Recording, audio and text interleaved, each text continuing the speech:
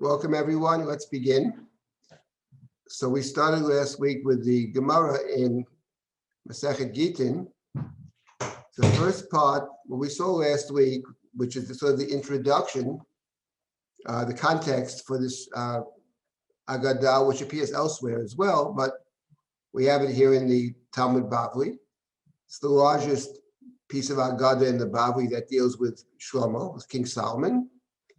And what we saw last week was, what introduced all this was a discussion of the court of Rav Nachman. Rav Nachman was the exilarch, the Reish Galhuta in Bavel. He was the major Talmudic scholar, but he also was a powerful political person, and he has his court. And last week, previously, it talks about Rav Sheshet, another great scholar, who was mistreated by the members of the court of Rav Nachman. They tried to harm him. They tried to trip him up. He was blind. They tried to give him food that was forbidden to eat, etc. And that's the description. We discussed this last week. And that's the description of the court of Rav Nachman, famous Rav Nachman. And now the Gemara continues in the middle of this page on Daf Samachet Amud Aleph 68a with a verse from Kohelet. That's how we begin. The verse is in chapter 2, verse number 8. Asiti li sharim v'sharot v'tanugot b'nei ha'adam shida v'shidot. So this is a verse in Kohelet, second chapter. And the translation here is, I got myself, and the verse is difficult. Sharim v'sharot. Sharim and sharot sounds like male and female singers. The Gemara interprets, no, elo mine zemer. These are types of musical instruments. Tanugot b'nei adam. That's continuing the verse. Pleasures of the human being. Elo brechot u'mechzaot. So these are bathhouses, pools and bathhouses. The king in Kohelet is ascribed to Shlomo. Well, the name Shlomo never appears, but he's called Kohelet ben David.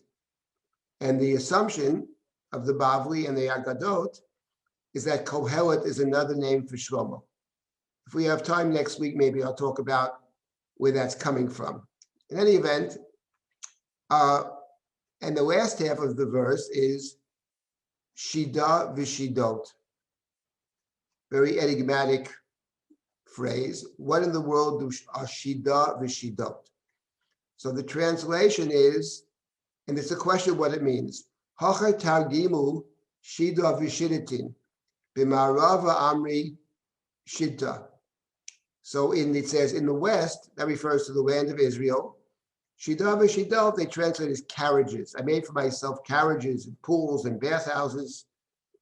But here in Bavel, they translate Shida v'shidot from the word shade or shadim, which means demons. The word shadim actually is demons, only appears in two places in the entire Bible. And one of them is in the Torah, in the Song of Hazinu, the end of the Torah. Yizbechu la shadim lo eloah. God complains that they sacrifice to shadim, non-gods, lo eloah. So a shade, here they translate shade and shadim in the Talmud. It typically refers to some kind of a demon. So it says the king, who is Shlomo talking, as the Agadah understands it, I made for myself when I was king, I had singers, I had a choir, I had pools and bathhouses, and they also had demons. Fine. And now the Gemara will get into this question about Shlomo's demons. So we'll read through the Gemara. Amar Rabbi Yochanan, Shlosh meyot mine shedim hayu b'shichin v'shida atzma eni yodea mai. Okay, Rabbi Yochanan says there were 300 kinds of demons. I don't know the form of the demon itself. Fine. Amar Mar, hacha targimu shida v'shidatin. Shida v'shidatin l'mai baile. So the Gemara says, King Solomon said I had male and female demons. The Gemara says, why does Shlomo need male and female demons? Where he got the demons from, the Gemara doesn't ask. But the Gemara says, of what use are demons? Why in the court of Shlomo does he have demons? So now the Gemara gives its answer. So let's see what the Gemara says, why King Solomon has demons in his court. Tichtiv. It is written in the book of Melachim, First Kings, which describes the temple, the Beit HaMikdash that Shlomo builds. It says, V'abayit b'ibanato, even shlema masad nivna. That's a citation from the book of Kings. And here they translate, the house, when it was being built, was built of stone made ready at the quarry. Amaruhu l'Rabbanan hechi evid. So now it says, Shlomo said to the Rabbanan, of course, the Agada has Shlomo consulting with the scholars of his time, the rabbis of his time, the Rabbanan. What should I do? How can I build the temple? Amrulei ika shamira the aiti Moshe li'avnei ephod. Fine. So what is Shlomo's question? Shlomo's question is, how can I build a temple? Temple is made primarily of stones. There's also various metals. How can I cut the stones without using iron? So Shlomo thinks that it's forbidden to use iron when building the temple. That's the assumption of King Solomon.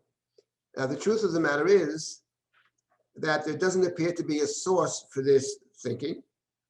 What we do have in the Torah, in chapter 20 of the book of Exodus, Sefer Shemot, chapter 20, right after the Ten Commandments, when God says, Moshe says, "In Mizbach Avanim Ta'aseh Li Lo Tivneh Eten Gazit." At the end of chapter 20, when it talks about making the altar upon which the sacrifices are to be brought, so the Torah says the command is Lo Tivneh Eten Gazit. Don't make them hewn.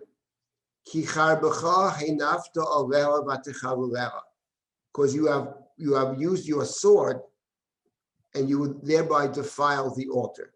So the Torah confines the impermissibility of using iron in building the temple or pieces of the temple. The plain reading of the Torah is, this is limited to the altar upon which the sacrifices are brought. The Torah doesn't tell us what other implements we should use, but it says you shouldn't use iron implements in building the Mizbeach. The Gemara, though, so the Gemara is wondering, whether they're really wondering, I don't know, but they present it to us as they're wondering, so how do you cut the stones? And Shlomo apparently did not confine this rule just to the altar. King Solomon apparently thinks or proposes that no metal implements should be used at all in the entire temple, the whole temple. And it's not actually clear when you read, even reading this, whether it means that no metal implements should be brought on the temple site or that no metal implements should be brought at all. But the assumption of the Gemara is that he's not going to use any iron in building the whole Beit HaMikdash. So he asks the rabbis, what should I do? And they say to him, Ika Shamira. There's something called the Shamir. The Shamir is a creature, some kind of a worm. It's a worm which has the ability to cut through stone. So somehow this Shamir is, let's call it the magical worm. And if you have the Shamir, because this says that's what Moses did when he used to cut the stones of the ephod. It says no such thing in the Torah at all. The Torah never raises the problem in terms of the ephod. It only raises the problem in terms of the altar. But in this Agada, they say to Shlomo, well, just get the Shamir and you'll solve your problem. So now let's continue. So Amaru Hecha Ishtakach. So they say to him, Shlomo says, okay, happy to do it. Where can I find this Shamir? Where's the Shamir? So they say the following. They say, Aiti Shida Vishidatin, Kavshinu Adadi, Efsher Diyadi, Umagalulach. They say, bring a couple of demons together, a male and a female demon, which Shlomo does. Kavshinu could mean imprison them. Here they translate torture them, torment them together. Maybe they know, and due to the suffering, they will inform you as to where you can find this shamir with which you can cut the stones to build the temple. Amri, so he does this. He brings these demons, Shida v'Shida, right? Shida v'Shidot. That's why he has the demons. But they say, Ananuli Adina. They say to him, listen, you can torture us all you want. We have no idea. But Dilma Ashmadai Malka the Shidi Yada. We don't know. Perhaps Ashmodai, who's the king of the demons. Ashmodai is the Malka, he's the king. Maybe the king of the demons knows how you can procure the shamir. So before we continue any further, let me just make what I think is an obvious point, and that is that on the plain reading of the Torah suggests that we don't forget about the shamir not existing altogether, but leave that out. But the plain reading of the Chumash is that you don't need any magical implements to build the temple. It's only the altar, which no, as the Torah says, your sword you should not put upon it. The idea being presumably that the sword represents violence. We know that King David said about himself, I couldn't build the temple, I'm a man of war.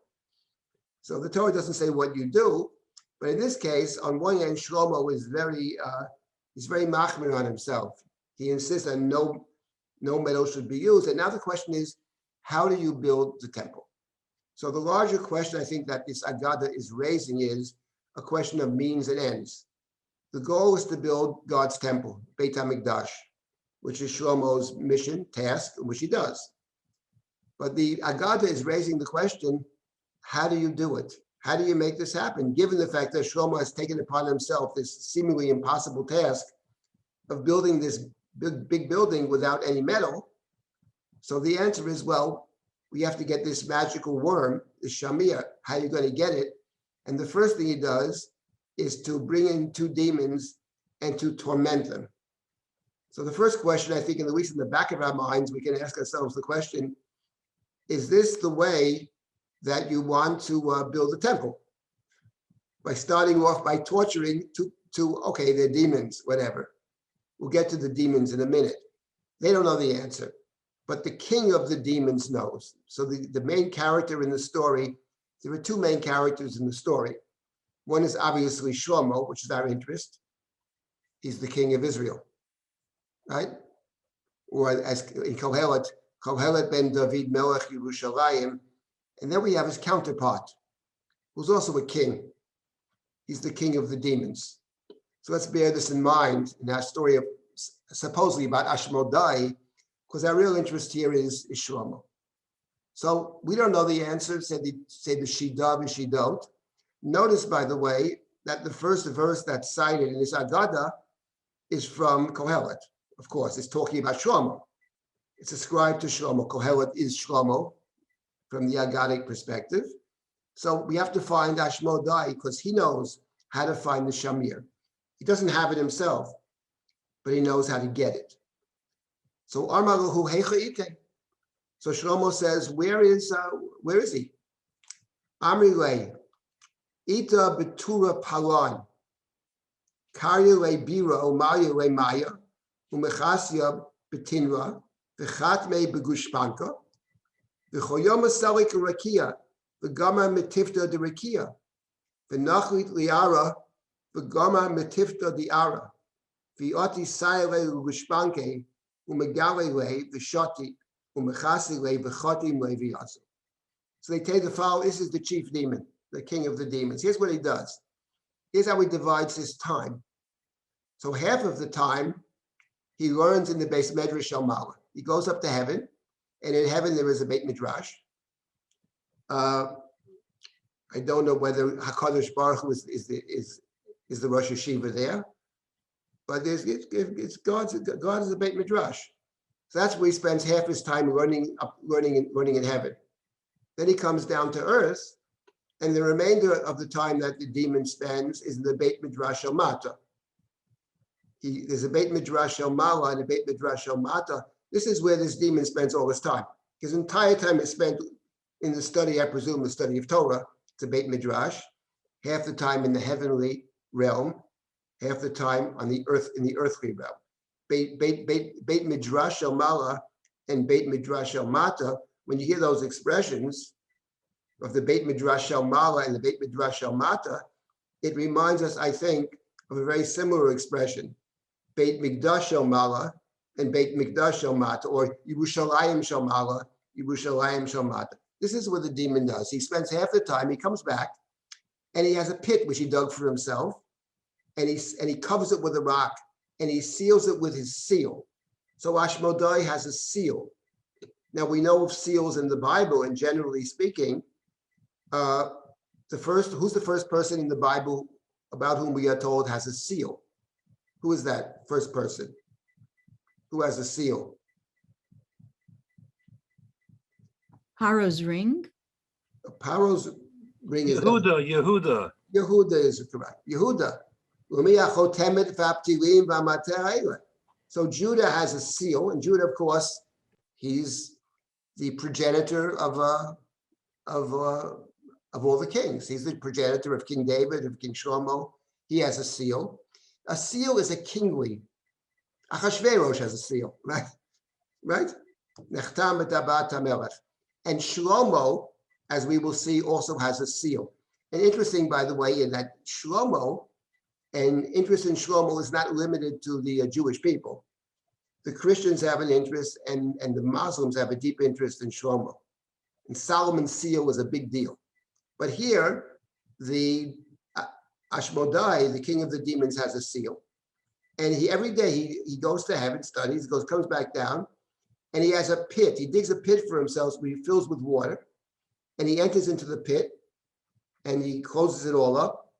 He comes down, he checks his seal. No one has entered his pit. He drinks the water, and and then he leaves. That's the daily routine of this. One might say that, as it says in Pirkei Avot, in terms of Talmud Torah, Pat b'melech tolchai u'mayim b'masara tishteh. If you want to be a real scholar, you study all the time, and you have bread and water. With Ashmodai, apparently, he limits himself to water. I don't see any bread here. So this is an uncommon, dedicated scholar. Half the time in heaven, half the time on earth. Okay, let's continue now with the little story. So, okay. Now Shlomo, Shadrei Livnayo ben Yehoyada. So now we have to get Ashmodai. How do you get the king of the demons to come to your court? He has his own business. He's busy, in the various Batei Midrash, the heavenly and the earthly Beit Midrash. So Shlomo sends Benayahu ben Yehoyada. Who is Benayahu ben Yehoyada? So Benayahu ben Yehoyada is one of David's Giborim, but he's also the person that appears in the first two chapters of the book of Kings. He's the person that Shlomo sends out. Before King David died, he had instructed Shlomo that there are a couple of dangerous people out there. One is Yoav, David's general, and the other was Shimi ben Gera, whom David had sworn not to harm, an important person from the tribe of Binyamin. And Shlomo has to get rid of these two people. And you're a smart guy, you'll figure out how to do it, as we have mentioned earlier. So the hitman that Shlomo sends out is none other than Benayahu ben Yehoyada. So he is Shlomo's hitman. He goes out, he kills Yoav, and he also kills Shimi. He's the one, he does the killing. I believe he may also have killed Adoniah. I have to check that. I think he also kills his brother, the first one that. In short, Benayahu ben Yehoyada appears, he's the one that makes Solomon the king by eliminating the adversaries. So this is the guy, Benayahu ben Yehoyada is the one that Shlomo will send out to bring Ashmodai back, to capture him. He doesn't want to kill him because he needs the information about the Shamir in order to build God's temple.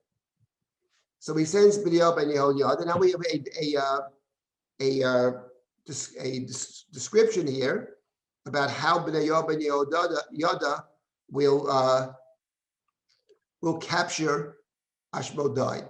So what he does is he has a chain that he wears. He wears a chain, and the chain has the name of God on it. A chain. And he takes wool and wineskins of water. I'm reading the English at this point. So it says he went and dug a pit lower down the mountain, below the pit dug by Ashmodai, and he drains out the water of Ashmodai's pit, which is filled with water. And he plugs it up. Pit is empty.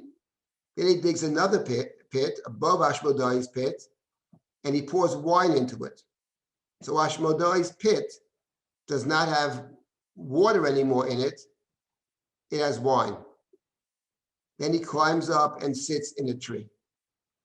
So this is it. Now Ashmodai's pit, unbeknownst to the demon, is filled with wine and not water. Now the next paragraph, when now Ashmodai comes back, he's completed half the day of his learning up in heaven, in the Beit Midrash. He comes back, he checks the seal, and he comes into the pit, and it's filled with wine.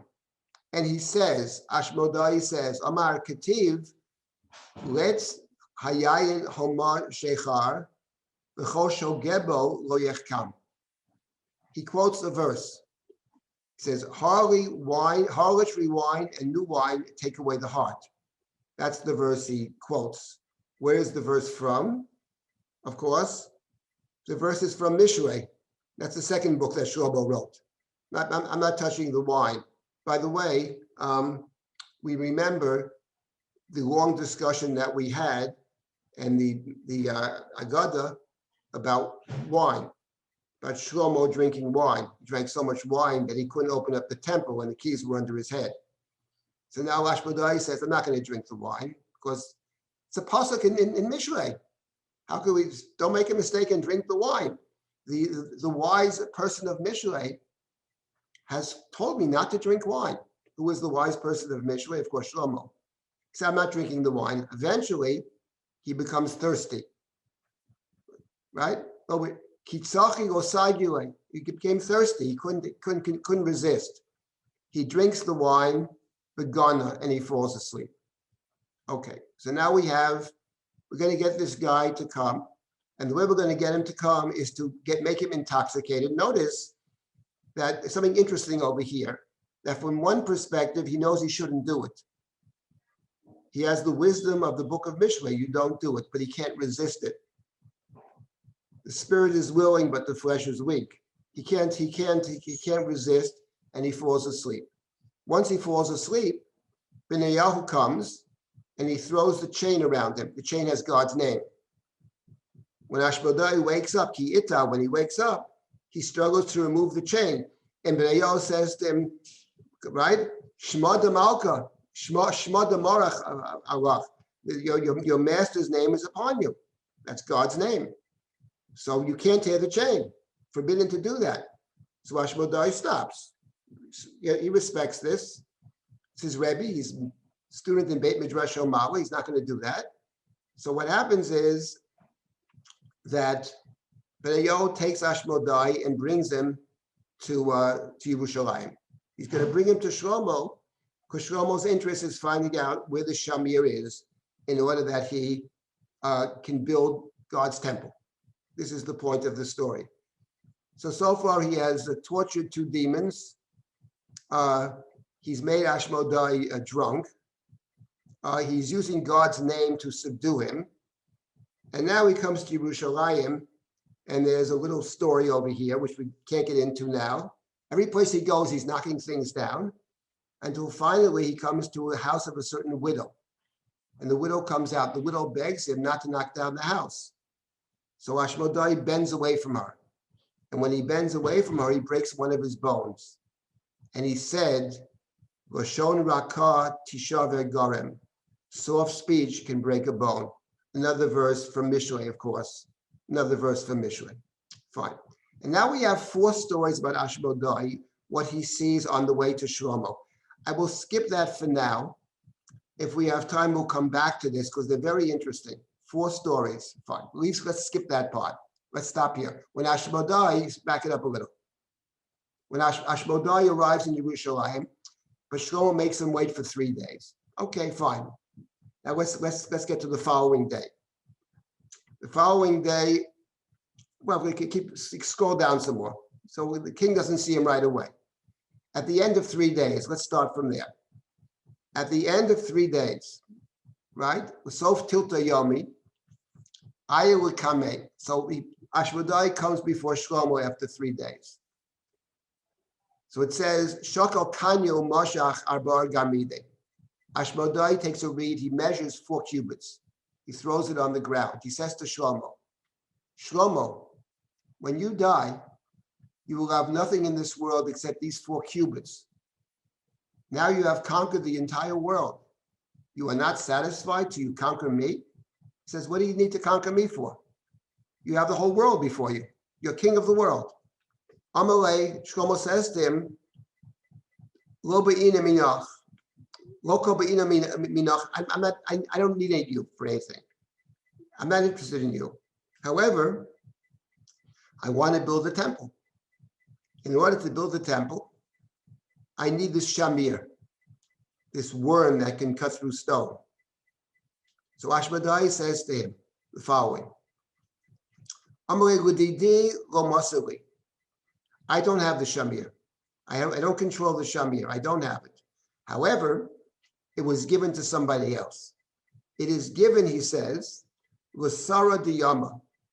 It's given to the minister of the sea, one of God's angels, the minister of the sea. And the minister of the sea actually guards it very carefully, but he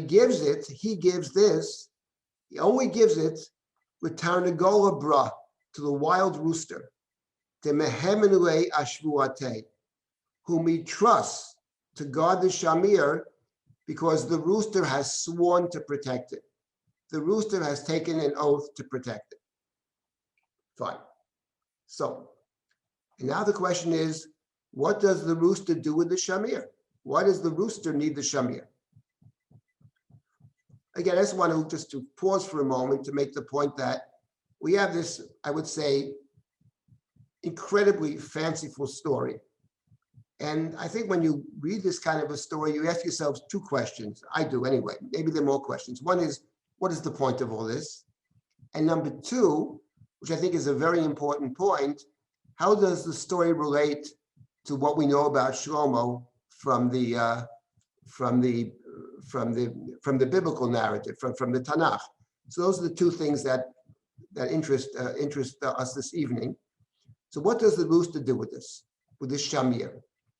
So what he does is, mamti le leture, the let be yishuv, umonachla ashino de tura, upaka tura, umankit, mighty bizarni meilni vishadi hatam, vava yishuv, behind the mitargamina nagar tura.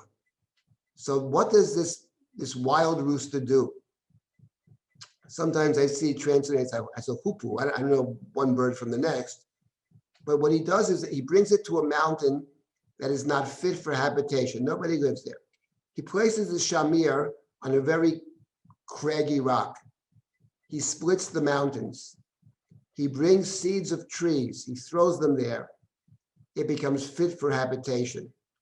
That's why the word duchifat in the Torah, which they're translating here as wild rooster, duchifat is a cutter of mountains, nagar tura, which is the Aramaic translation of duchifat.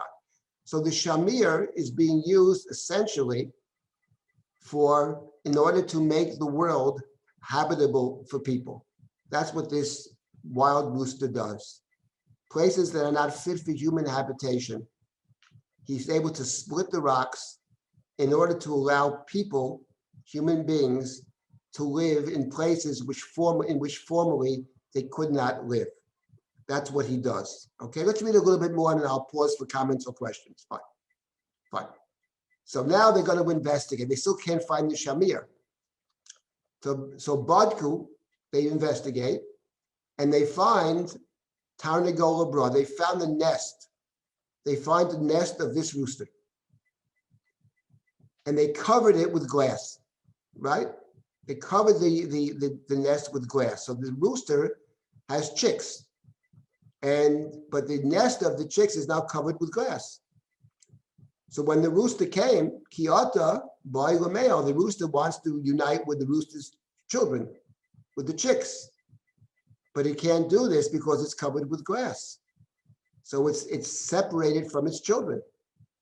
So then the rooster goes out and gets the shamir, because it has access to the shamir, and places the shamir on top of the glass to crack the glass, right?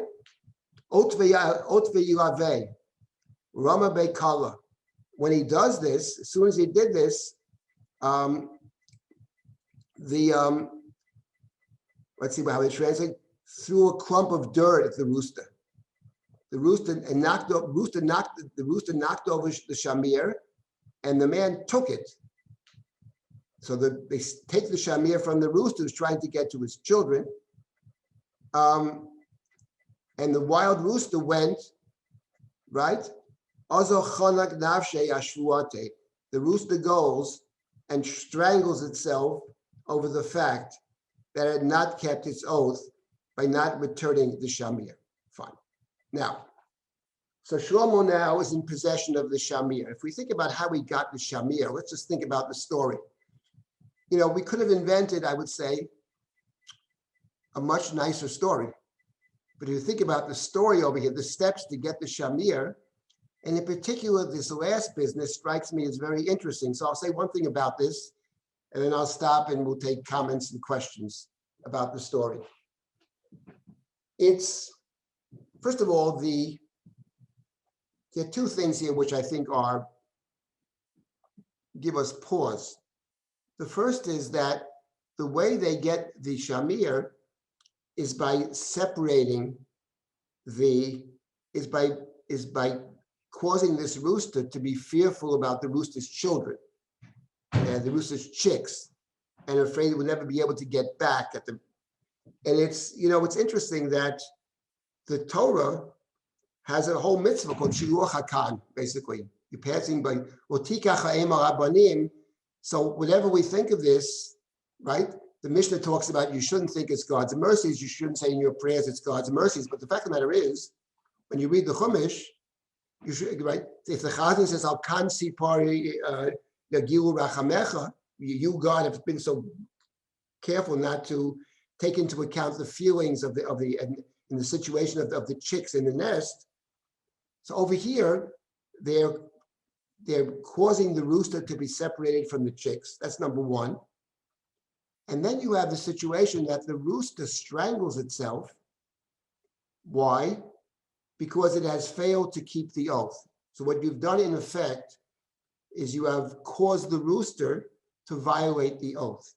And before I take the comments on this story, I would point out that in the story that precedes Shlomo becoming the king, namely, when King David instructs his son Shlomo about the enemies out there and how you deal with them, and there's Yoav, and then there's Shimei ben Gera. The last person that King David mentions is Shimei ben Gera. Shimei ben Gera is a dangerous man. He cursed me with a terrible curse when I left Yerushalayim with the revolt of Avshalom. And King David says, I swore to him I would not harm him.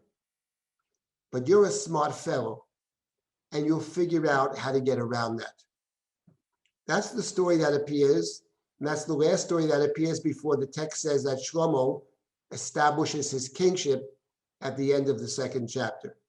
You have it you have the first 11 chapters before you in the handout, and so it strikes me that what's interesting is, of course, the question is, what is the attitude of the author of the first two chapters of Melachim, who is probably the same author as the book of Shmuel, about getting around the oath?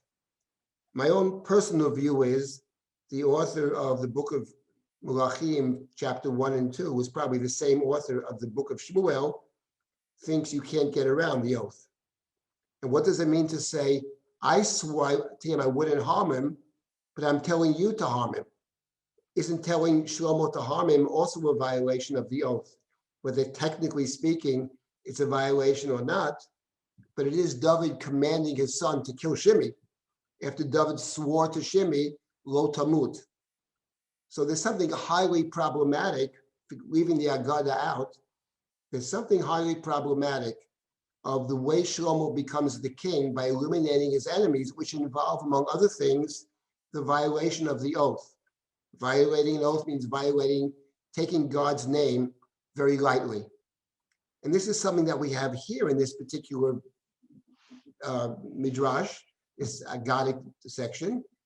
You have, of course, subduing him by using God's name. And now we have taking it in such a way which strikes us, I think, is very problematic and involves a violation of the oath and the rooster having violated the oath and recognizing the severity of violating the oath, even though there was some justification for it, to protect your children.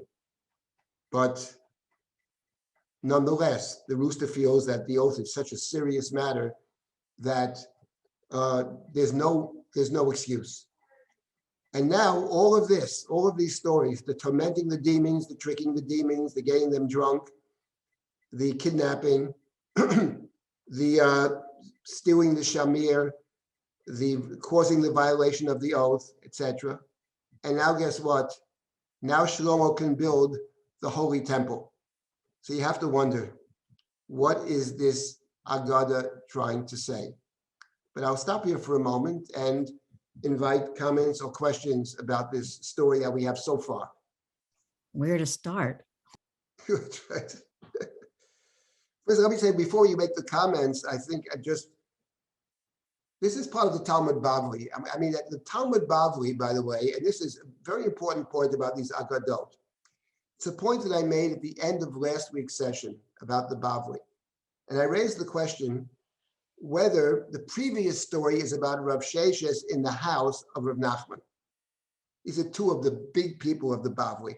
Rav Nachman's court is filled with people who are trying to harm not just a great scholar, Rav Sheshes, but he's also blind.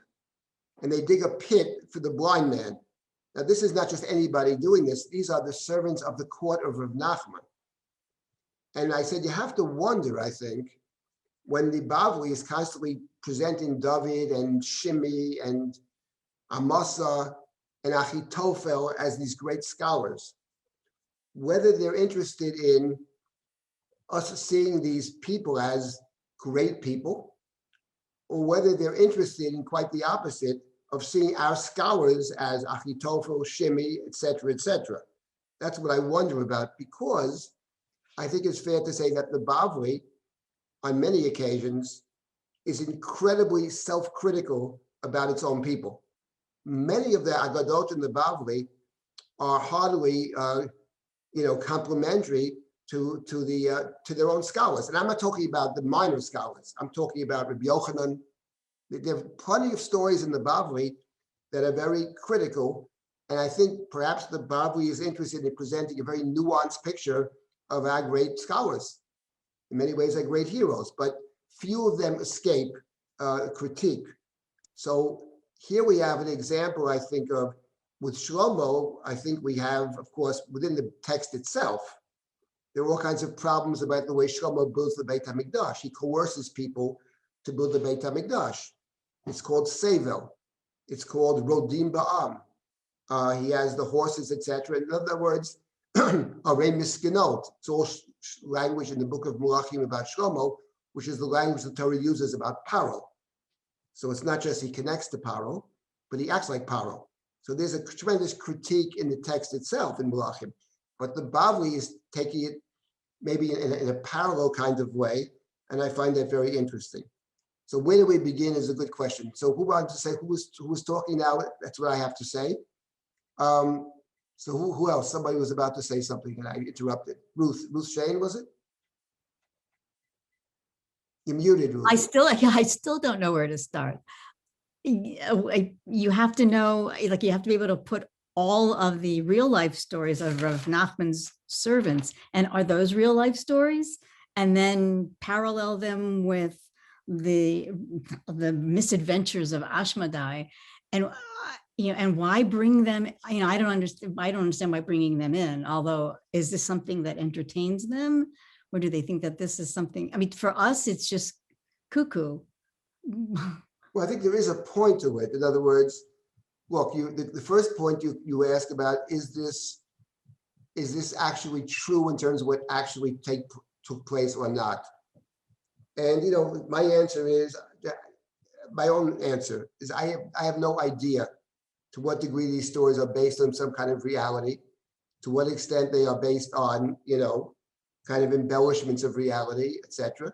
To what extent they're made up. We do know that the court of Rav Nachman, appears elsewhere in Shas, that we talk about condemning the court. In other words, the whole discussion in the context of, in Masechet Shabbat, in the context actually of whoever says David sinned, and that whole sugya there, including Shlomo, is about rebuking, and about rebuking specifically the palace, the court of Rav Nachman, the Reish Galuta. So it's not just here that there is a critique of Rav Nachman, or not him per se, indirectly Rav Nachman, but critiquing the members of his court, of his palace. We have that elsewhere. But the larger point, obviously, I think that this Agada is trying to give us some kind of an insight into Shlomo. And I think that it is clearly, I think the way the story is told, about means and ends, about what it takes to. We have to remember that it's very unclear altogether that you need the shamir. The shamir is this magical thing which appears no place in the Bible, but it's not even clear you need the shamir, that you can't use metal in the Beit HaMikdash. It says you can't use it for the altar. It says nothing about the other vessels whatsoever. So the whole thing is, what's funny is he's so stringent about this rule, because after all, why is he so strict about not using metal in the temple? As the Torah says, it's the place of peace. The man's name is peace, right? The man's name is peace. And the temple's all about peace. But how does he get this thing? How does he get this implement to secure the peace? This is the question, you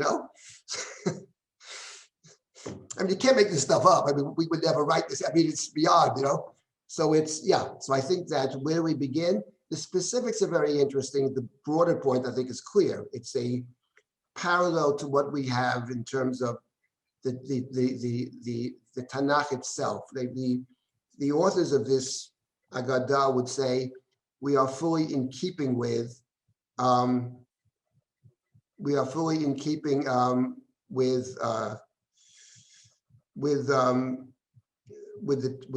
tenor of the text. By the way, someone posted something now in the chat, which was an interesting point, which is that in the story of Rav Nachman, the last one, Rav Sheshes, the blind Rav Sheshes, the great scholar, who is leaving the house of Rav Nachman, the people of the court dig a pit for him in which he's going to fall in. And that is very interesting because it further connects the Rav Nachman story to the story of Ashmodai, where Benayahu ben Yodad is going to kidnap this guy by digging two pits, basically. He digs a pit below and a pit above. So there is a very good, who made that comment, it's a very good comment, which further links the two stories. Okay, does anybody else want to have something to add over here? Shoshana, if you'd like to unmute and ask your interesting question. Yeah, yes, I put my question in the chat, but I'm not sure if you saw it. I'm just curious if you could speak more about the yeshiva that Ashmodai is visiting, and who is he learning with in the Mativ Ta'ara, who's learning in these places at this time? Right, so we have envisioning themselves as already existing at this time. Right, so the yeshiva shel mala and the yeshiva shel mala and yeshiva shel mata. You have that expression we say before Kol Nidre, yeshiva shel mala, yeshiva shel mata. We have this elsewhere in the Bavli in the most interesting situation. In the situation where the Talmud discusses a dispute between, I think it's two Amoraim, Gemara and Bava Metzia, and there it talks about that it's a dispute about ritual purity, and the Gemara talks about what is decided in the earthly Beit Midrash of humans, and what has been decided in the heavenly court, in the heavenly Beit Midrash. And the point of the Gemara is that God says at the end of it, because the heavenly Beit Midrash comes to an opposite conclusion of the earthly Beit Midrash, and God says in that story, Nitzchuni bonai, my children have defeated me. In other words, that's an interesting, in other words, there's a truth and there's a truth. There's a truth, there's our truth, which is part of which is conditioned by the human condition. So what's true for us on earth is not necessarily the pure truth of heaven, but for us, the truth is what we arrive at over here, a theme that appears throughout the Bavli. Lo bashamayimi. So in heaven, they may be studying the same Masechta, come out with a different, but the idea that even in heaven, the people are engaged in study, that there's a heavenly, Beit Midrash, and there's the earthly Beit Midrash. The earthly Beit Midrash is opposite of heaven. It's like the Jerusalem. It's like when Jacob goes to sleep. There's a heavenly temple, and there's the earthly temple. The heavenly temple is for those who are deceased, maybe for who knows who's going there, the angels, I don't know, God. But our temple, our temple is our temple, and our Beit Midrash is our Beit Midrash. So this is a theme that appears throughout the Bavli, and the focus in the Bavli tends to be that our truth is the truth that we can arrive at using our best abilities, but it isn't necessarily conform to the absolute truth. So Ashmodai lives in both worlds. Ashmodai is a demon, so he's more than just human. So he's a member of the heavenly court, but being a demon, he somehow both belongs in the upper spheres of heaven. He bridges those two places. So he learns in the heavenly court half the day, and half the time he learns, one might say, to use the language of the Talmud in a different context, Chatzi lachem v'chatzi lashem. So this is what he does. But it's, so this is it. So we have Ashmodai here. He's given the information to Shlomo. They've managed to get the Shamir. He can now build Shlomo can build the temple. And now we come to the end of our little Agadah. So let's get back to the Agadah. Does someone else have some? Yes. A quick question or a thought. It has to do with, I was trying to think why the master of the sea and why a rooster. The only thing I can think about with the rooster is I think roosters might eat worms. So that he has to avoid this temptation, and it's really stopping him. But I thought there might be other ideas. I don't know. It's a good question. I don't know. The Gemara seems to focus on, which is another point, that this rooster is wild rooster, Duchifat, the cutter of mountains. The rooster is involved in making the world habitable for people. So this sounds like a very noble pursuit that the rooster has. He goes to places that people cannot live, and he makes it habitable. He brings seeds, he brings it in there, etc., etc. He's making the world a habitable place. To use the language of the Talmud elsewhere, God did not create the world to be desolate. God created the world to be for human beings to live in, to make the world habitable for humanity. And that's what this rooster does with the Shamir. That's the purpose of the Shamir. And perhaps the Agada wants us to ask the question, if you can get the Shamir, wouldn't we be better off, it's not clear that he returns it to the rooster or whatever. Which is the more noble pursuit? To build a temple with the Shamir, or to make the world habitable for human beings? I'm not going to answer that question, but I think it's a question that one can ask in keeping with the general tenor of this Agadah. I don't have that much to say about the Agadah. I thought it's something, sometimes you just have to present something because I made the points I want to make, but I do want to finish it because I think there's more to be said. If I could say, make one analogy here. Yes, please. That what this reminded me of, that is taking off from your point that the Shamir was actually not necessary, that this is presenting Shlomo as the Chassid Shoteh, who brings destruction to the world. that through his extremist views and his pushing things beyond what's necessary, he leads to the destruction of the kingdom. And what you have here in the Agadah is the whole series of steps that he took, which were, outside the law, in order to get his kingdom started. And so he's someone who's, because of this aspect of the way he works, of his extremist behavior and views, it ultimately leads to the destruction of the dynasty. I think that's a very important point, because it's certainly true, even leaving the Agadah out of it. Yes. No. What destroys Shlomo's kingdom from the human standpoint is that after he dies, the people go to his son and they say, your father was a tyrant. Your father enslaved us. He put harsh labor upon us. He conscripted us against our will. Go easy on us. And the son, Rechavam, consults for a few days with his younger consultants. The older guys say, the people have a point, give in to them now, they'll befriend you later. And the young ones say, show them how tough you are. And that actually is what causes the kingdom to split. So it may be that what caused the kingdom to split is the son's lack of chachma. Because we'll get to this next week about the chachma, which keeps people together. And that is very much what Shlomo's about. But on the other hand, the very way in which he builds the temple is the very thing that causes the kingdom to be totally lost. So your point, I think, is right on in terms of the Agadah is making a parallel point. It is, it's a very good point that the very way he goes about it sows a kind of destruction within the Agadic story. And of course, that's exactly parallel to what we have in the book of, at least the version in the book of Malachim. Divrei Yamim is different, but in Malachim, there's a parallel account. May I make a comment? There's Yes. part of the story about the rooster being separated by the glass from its children.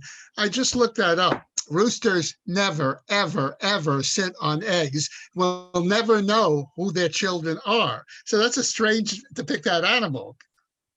Okay, maybe it is. I can't speak about roosters, but it doesn't actually, I think, make that much of a difference. The point is that the Agadah is not, I think, so concerned about roosters. I mean, the Agadah is concerned that this rooster, whatever, two things, is using the Shamir to benefit humanity, and number two, very importantly, that what Shlomo has done is caused the oath to be violated, which is a central theme both in the book of Shmuel and the beginning of Sefer Malachim.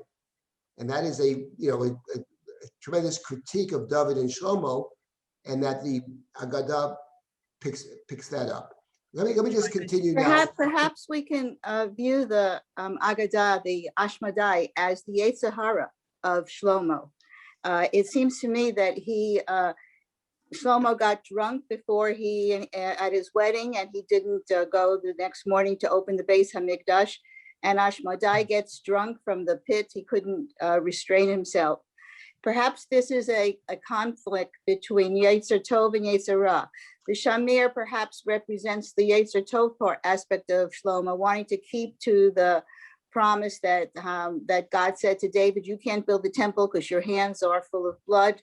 And so Shlomo is trying to keep to that without using metal to build the Beit HaMikdash. And so maybe this goes back to putting all three Agadot together.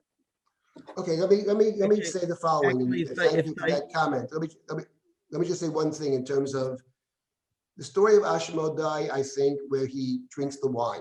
First, he quotes the verse from Mishlei, of course, and then he quotes another verse, and then he drinks the wine. And I think one of the points could be the following. Maybe we'll come to this next week, but Shlomo is the wisest of all. No one's smarter than Shlomo. And not only that is he wise, but he's the author of three books, two of which are all about wisdom literature. Kohelet is a meditation on life. Mishlei gives very good advice. And like Ashmodai, he's in the Yeshiva Shel Mala and Yeshiva Shel Mata. Right. In terms of his chachma. So it's Exactly. really maybe his internal heavenly himself. wisdom. So he has heavenly wisdom.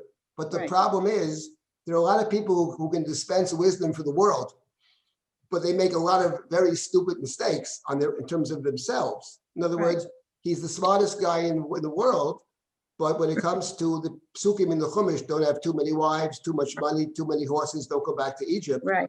He manages to violate every single one of them. And I think the point of the Agadah may be, and the broader point about these Agadot and the Talmudic view of Shlomo is, from one perspective, he's very insightful.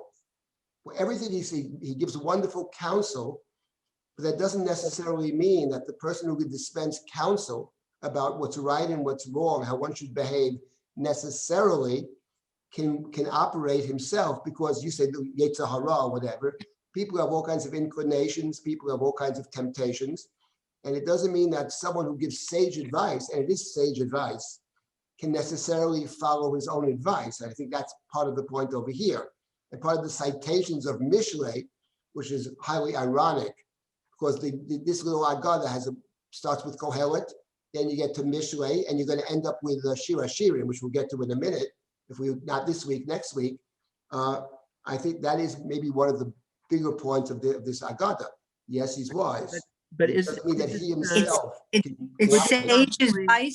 sage advice, but it's do as I say, not as I do. He's learning from his mistakes, but it's quite late, you know.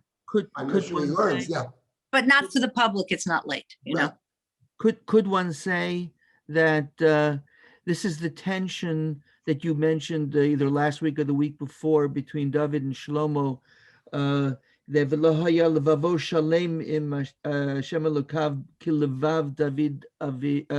Aviv. Yes. It's the essence of Chachma versus Lev im Hashem, that all of these stories, as has been said, show how smart and outsmarting and how wonderful all the Chachma. But in the end, it's even with all his mistakes, David's Lev im Elokav outweighs to a certain extent all the Chachma in the world and all the wisdom literature. Right. So I think that's a very interesting point about, I think there's something to be said for that. And let me leave that for now, because maybe next week, which is our last session, I want to end on a positive note here, by the way. Next week we have the other side of Shlomo, which is terrific. And but I think we have to keep that we'll keep that in abeyance about the take on Shlomo. The take in the Tanakh will be complex. So we'll pick up on your point next time. Let me just see. Can we just take 5 more minutes and get back to the Agadah? Do we have time for one more question for someone who's been waiting patiently? Go ahead. Yes. Okay. Go ahead. Yes. This was about Ashmadai being such an. I can't hear you. It's not connecting. You want to put it in the chat, maybe? We can hear. Noah? I will ask the question if I can scroll back up and find it.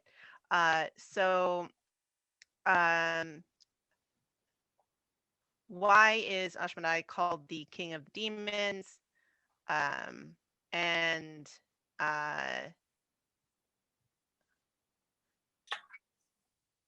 Okay, why Ashmadai is called the king of the demons? We'd have to wait till next week, because I think there's a deeper point over here about Ashmadai. There's a deeper point which appears at the end of this Agadah. So the plan is, let's say the plan is to finish the Agadah in the beginning of next week, and I'll deal with this question of the king of the demons. There's the king of Israel. There's Shlomo. There are 2 kings in the story. There's King Ashmadai and there's King Shlomo. And I think that the Agadah raises a quite interesting point about these 2 kings that we'll get to next week. Let me just take 2 minutes now. We'll have to stop. Next week, we will start with this. And I wanted to reflect upon Shlomo as the builder of the temple, because I think that's, we shouldn't lose sight of the fact, no matter how it got built, he does build the temple. He doesn't only build the temple, he actually reimagines the temple in a way that is very important, critically important, and very relevant throughout Jewish history and today. Shlomo's understanding of the temple. So let me just a little bit more. Fine. Let's scroll down more. Down more. Let's see. No, keep going down. Much more down. Stop. One second now. No, 1 second. No, up more. No, you passed it. 1 second. So fine. Shlomo says to Ashmodai, he says, it is written in the prophecies of Bilam, for him like the lofty horns of the wild ox.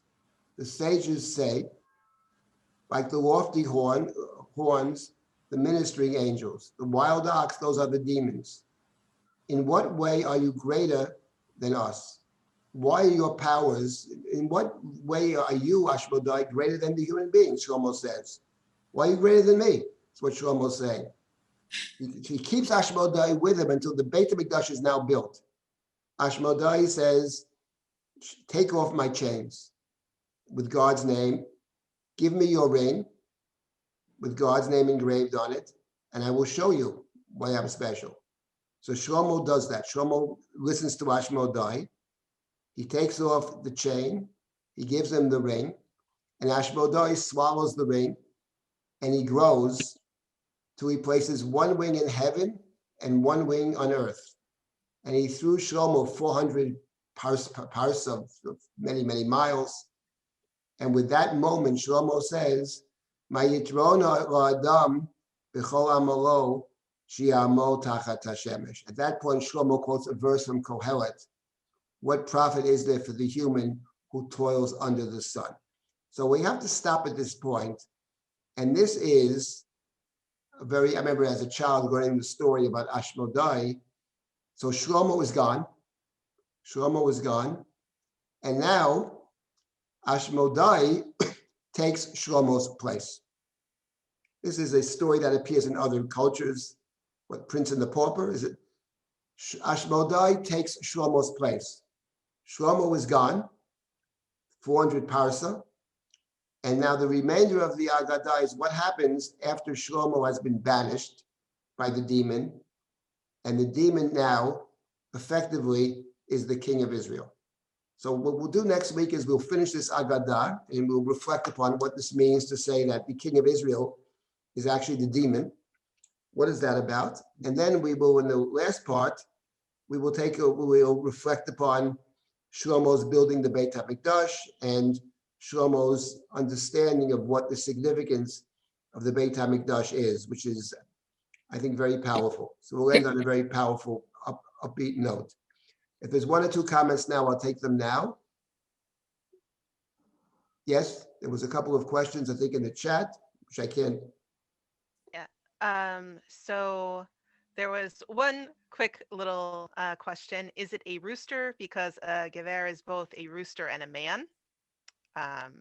So getting back to the parallel. The translation we have is a wild rooster. I've seen the translation of a hoopoe, H-O-O-P-O-E, whatever that is, I don't know. That's a different bird. A duchifat, the word, you could check it out. The duchifat is the term that's the Chumash has. But, you know, I'll check it out myself. I don't think that in terms of the Agadah, it's that significant, but we always want to be precise. Here they translate rooster. I went with this translation. The duchifat, by the way, is the national bird of Israel. It's not a rooster. So what is it in modern in modern? I'm not sure the translation in English, but I'll look it up. Right. What I've seen is hoopoe, H-O-O-P-O-E. It's a different. I don't know if that's accurate. Is that correct? Okay. Is there any other comment for now? Otherwise, we'll have to wait till next week. We had another attempt at the same question as before about Ashmodai. Essentially, what does it mean that he's a demon if he has the same master as Solomon or Judah? Right. What does a shade mean over here? That's a very good question. And the idea of Shlomo and his demons is something which is found in other cultures as well. It's not limited to the Gemara Talmud Bavli. It appears in other places among the in the Islamic text. It appears quite prominently, and Shlomo is seen very differently there. Much less critically, I would say, than the Bavli. The Bavli has a very strong critique of Shlomo. According to one view in the Bavli, by the way, it appears also in the Midrash. The Mishnah says in Sanhedrin there are 3 kings and 4 non-kings who have no portion in the world to come, and the Bavli raises the possibility there should be a 4th king, namely Shlomo. That is a powerful critique. The Bavli suggests seriously that maybe Shlomo and the Bavli rejects it. But as we say, the Havamin is also interesting. So the Bavli contains, I think the story here is very critical of Shlomo, but we will pick up with this next week. We'll finish this. You never finish, but we'll discuss a little bit more. And then I did want to get to the temple building. I'll stop here. Noah, do you want to make some announcements about what's upcoming?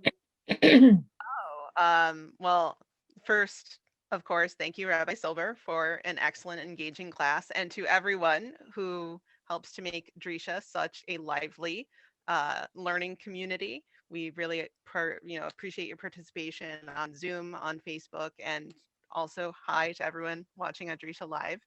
Drisha has a lot on the schedule, ongoing classes coming up, as well as the annual Rappaport lecture.